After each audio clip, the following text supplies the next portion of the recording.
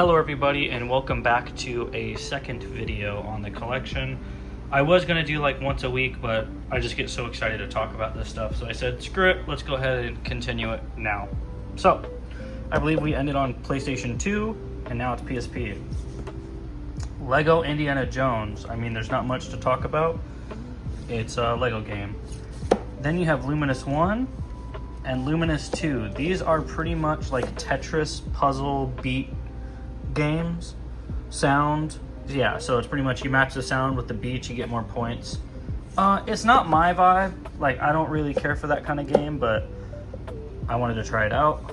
Then you have Mod Nation Racers, which is just a kart racer, customize your character. You have Patapon, which is just a base defense game, pretty fun. Then we have Prince of Persia. Never tried this one out. Ridge Racer, such a classic racing game, originally on, I believe it was PlayStation 1, I think. Ridge Racer came out on every single PlayStation console. Then of course we have the spin-off games, such as Secret Agent Clank, the spin-off of Ratchet and Clank. We have Street 2 Unleashed, kind of back to the NBA or the EA big sports titles where they just did like underground sport games. It's pretty fun. Untold Legends. I don't remember why I bought this game, but I've never put it in my PSP whatsoever. Those are all my PSP games. I need to get a bigger collection. Something I did want to point out though, do you notice how we have the colored versus the non-colored? So back on the PSP/PlayStation 3 era, which you'll notice this as well, Sony did like a whole brand refresh because the PlayStation 3 came out at the time, like with inflation, it would have been like $800. And that was crazy, but it's because they had the Emotion Engine chip in there, which allowed you to have a whole PlayStation 2 in there. And they had a proprietary, a bunch of ports on the backside of the PlayStation 3 that were never used. And their whole plan for the Emotion Engine was it was going to be in microwaves, it was going to be in TVs, it was going to be in a lot of appliances, but that ended up falling through. So anyways, they charged a lot for it, and pretty much after that they tried to rebrand themselves, and so they went from this color on the side with this, little controller PSP to taking off the color and went with more of this style, which aligns more with the newer PlayStation 3 packaging. So as you see, it kind of fits the vibe, that symbol with that symbol, compared to just having it like that. And then I'll show you the older symbols as well. This is the original PlayStation 3. So if you had a copy before 2008, was it 2007 or 2008? I think it was 2008. If the copy was before 2008, it was going to be in an OG case like this. Everything after was in these types of cases. But anyways, we have Alpha Protocol. This is an Obsidian game. It's actually pretty cool. I never got too far into it. Sometimes I get really weird with my games, and I get really picky especially when there's so many games to try out. And we're going to skip all these. Assassin's Creed 1, 2, Brotherhood, Revelations, 3, Black Flag, which I do have Black Flag pre-ordered already for the PS5, as well as Rogue. So the Assassin's Creeds are a fantastic series. In my opinion, 1 through all the way up to Revelations, when it was Desmond's story. Well, Desmond's story went all the way up to 3 as well. But when it was Altair was the first one. Ezio was 2 through Revelations. Those were like peak Assassin's Creeds. A lot of people love 4. I never beat 4. My best friend kills me for not beating 4. Hence why I pre-ordered Assassin's Creed 4, and I'm going to go ahead and give it a shot. But anyways, those are the Assassin's Creeds. Then we have Batman Arkham Asylum, Arkham City. Now, the reason I stopped on those two particularly is because those were made by Rocksteady, some fantastic games. This formula is still trying to be replicated today with the flow combat system. It is absolutely fantastic. Some of the best combat in any game that you could ever play. And then Batman Arkham Origins was actually made by, who made this? WB Montreal. So the art style's a little different. I never played this one. I did play Arkham City and Arkham Asylum. While they were making Origins, do I have the Batman on PS4? I don't. While they were doing Origins, they did Batman Arkham Knight, and that's the one that Rocksteady was working on. So they had this team work on Origins. Then, of course, you have Battlefield Bad Company 2. Absolutely fantastic game. If you know, you know. Battlefield 3 and 4. Back then, it was like you were either a Battlefield kid or you were a Call of Duty kid. I was a Call of Duty kid, but as I got older and started collecting more games, I went ahead and, just picked up some Battlefield. Beyond Two Souls by Quantic Dream, one of my favorite developers. They did this. They did Detroit Become Human. They did... it cut off, but I'm going to edit this to where it went ahead and becomes one video. Anyways, Quantic Dream is absolutely fantastic. Then we've got BioShock. BioShock Infinite, not a lot of people's favorite games, includes the original BioShock. I did not know that. I'm currently playing through BioShock as well. Then of course we have Borderlands 1. This is definitely a party game. I remember playing this on the 360 back in middle school with some of my friends. Some of the most fun I've ever had. And then of course that leaves Borderlands 2. Absolutely fantastic as well. Where they lost the plot with me personally is Borderlands 3, and I know they have a Borderlands 4 that I've not picked up yet. Then you have Devil May Cry 4. This is a really, really clean copy. I mean, there's a sticker on there, but pretty pristine. I need to go ahead and collect the rest of the Devil May Cries. I have Devil May Cry 1 on PS2 if you saw, the other collection video. So I'm only missing 2 and 3. Call of Juarez, Bound in Blood. I tried this game. There's another Call of Juarez game that's supposed to be better, but I didn't play it. Then we can go ahead and skip a lot of these Call of Duties. You have Black Ops 1, 2, and 3. Fantastic for the time. I can't wait for the rumored Black Ops 1 and 2 remasters on PS5. Then you have Dante's Inferno. This game is absolute peak. It's really sad that Visceral Games ended up getting shut down because they were a fantastic studio. In fact, the marketing for this game is absolutely ridiculous. They had like abortion clinic setups. They had all kinds of crazy stuff. You guys can go ahead and look into the Dante's Inferno marketing campaign and see for yourself. Then you have Dishonored, which is worth like 10 cents. Destiny, which is worth 10 cents, and Dishonored, one of my favorite games.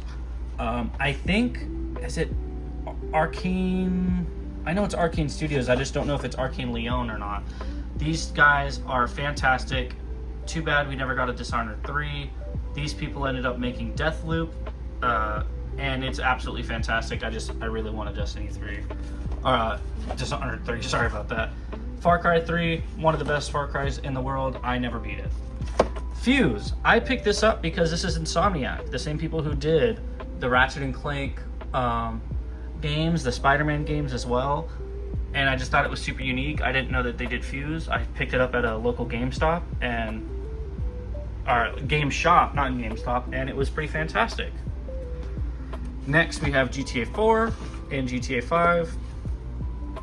If you guys know, you know, GTA 6 is going to be coming out, and it's going to be a code in the box. So I'm probably going to have to buy that digitally, unfortunately. Then we have God of War 3, one of the best God of War games from the original trilogy. Not one of. It is the best God of War games from the original trilogy. It is just absolute peak. Lord of the Rings, my best friend bought this, so I don't know much about this. Then you have Infamous, I don't have Infamous 1. You have Infamous 2, Sucker Punch Productions, fantastic developers. They're the ones that are responsible for Ghost of Tsushima and Ghost of Yotei. Definitely can't wait to see what they're going to do with the series. If they're going to go with another Ghost game or if they're just going to go with a whole new IP in general. Max Payne 3, this is the one that I did beat. Pretty infuriating, to be honest. One of a very difficult game, especially near the end. The checkpoints kind of suck. I really wish Rockstar would make more Max Payne games. That would be fantastic, but, you know, they are the GTA developers, so we'll never get one of those again. Metroid Last Light, absolutely fantastic. I played this Metro Last Light, and I played every single Metro except for Exodus. I started Exodus, and it just kind of wasn't my cup of tea. Now, Prototype is fantastic. This is made by Radical Entertainment, which ended up getting shut down, but it was pretty much a superhero slash supervillain. You were like an anti-hero, and you have amnesia, and you wake up, and you have to try to figure out what happened, and it's got a bunch of monsters in it that you can kill. You can get power-ups. Now, Prototype 2, I can't remember the guy's name, but pretty much you meet the protagonist from this game. He becomes the antagonist in this game. I just thought that was a super rad thing that they ended up doing. Next, you have Rage Anarchy Edition. I tried to play this. id Software are the people that are doing Doom right now. It just wasn't my cup of tea. I mean, if you like the big RPG open world, Bethesda type of games, and you would definitely like Rage. So go ahead and give that a shot if you want to take the time to do that. Then you have Ratchet and Clank, the not good ones, so I had to just add that in the collection for the Ratchet and Clank games. And then you have the Resistance trilogy. I played the first one. It was pretty good. It was a little difficult. Again, this is Insomniac, the same people that did, was it Ratchet and Clank? Yeah, Ratchet and Clank, the same people that are doing into Spider-Man right now. So I had to go ahead and add that trilogy. Not my favorite. I think it's just a game of its time. If you try to go back and play it, maybe if you have nostalgia for it, you would really like the game. Other than that, it's just personally not for me. Then you have Saints Row the Third, you know, GTA clone. Really, really good if you like that kind of stuff. Definitely goofier. Then we have Skyrim. Not much to be said about that. It's been released 40 billion times. Now we have Soul Calibur 4. It's just like a Mortal Kombat clone or a Street Fighter clone, except you have like Darth Vader. You have a bunch of different characters in here. What's that? Stormkiller, I believe, which is pretty freaking cool. Not a lot of love goes to Stormkiller. Now this game I did just pick up, Spider-Man Shattered Dimensions. This is my newest pickup for the collection. I need to get Edge of Tomorrow for sure. I've never played this game, so I definitely need to get on that. Then we have Star Wars The Force Unleashed 2. I'm surprised I don't have Force Unleashed 1. I need to add that into the collection. This guy is absolutely fantastic. What is his name? Betrayed by Vader, Starkiller. He is definitely overpowered, hence why he is not in any of the actual movies, because he took a Star Destroyer down with his bare hands. Tony Hawk Shred, I bought this because I mistaken it for another Tony Hawk game. This is the one with the skateboard peripheral. And Marvel vs. Capcom 3, I picked up the Ultimate Edition because it had all the DLC. Now, for the final few we got here for this video,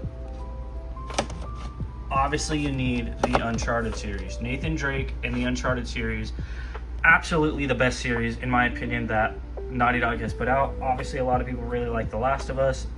Uncharted was the game series that really got me in love with playing video games.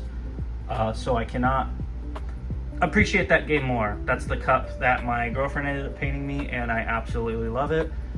Too bad that there's not an Uncharted 4. There are rumors that they are making an Uncharted 4. I don't think it'll be called Uncharted 4. It'll be whatever his daughter is, so Uncharted, you know, subtitle, whatever it is. And finally, for the PS3 collection and for the end of this collection videos, is X-Men Destiny. So apparently this game, you have a lot of choices. You pretty much make your own character, and you can choose different choices throughout the journey, and it can make you good or evil, and it can change your powers, and you can try to choose the type of powers you're going to use.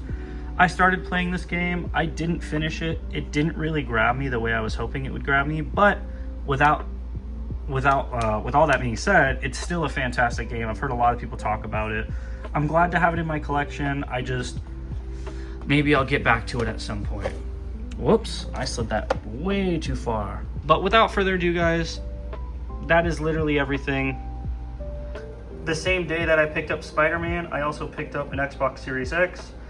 So I gotta start collecting for some Xbox games.